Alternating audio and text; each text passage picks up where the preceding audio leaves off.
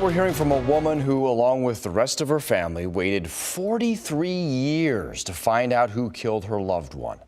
I'm John Bachman. I'm Tanika Hughes. We have a picture of Carol Ann Barrett.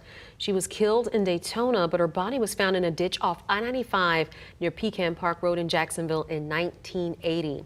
And this is a picture of the man who admitted to killing her, Billy Mansfield Jr. Action News Jack's Ben Ryan is live near 95, and Ben, the suspect is a convicted serial killer. And Tanika's been convicted of killing 5 other women in 2 different states. Now, for Barrett's case, like you mentioned, Tanika, her body was found in a ditch off of I-95 North here in Jacksonville. She lived in Ohio at the time, but was in Daytona for spring break. We spoke with family out of state over Zoom who told us having some answers after 4 decades is a sense of relief.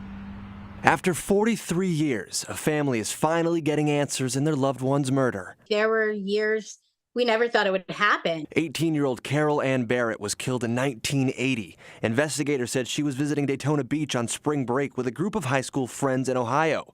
Around 2 in the morning, she was kidnapped from a motel.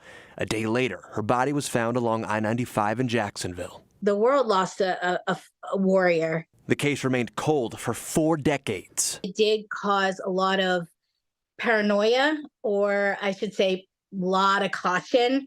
Can't go here, can't do that, don't say this, don't do that. The case reopened in 2017. It led investigators down a path that led them to Billy Mansfield Jr., the same man from the original sketch.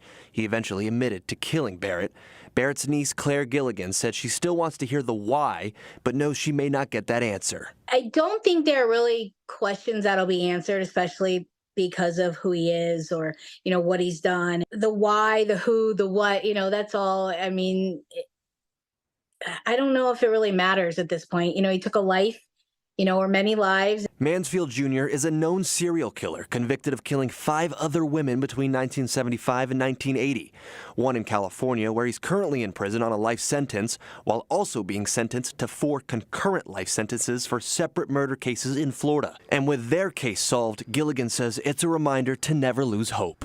People will forget once it's not being brought forward. And I don't care if it's a year-old case or a 50-year-old case or, anything of that nature, as long as you are still being an advocate for it, continue to, say their name, talk about them.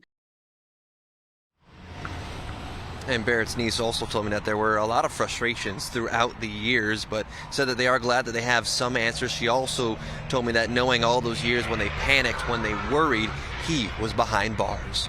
For local coverage you can count on, I'm Ben Ryan, Action News Jax.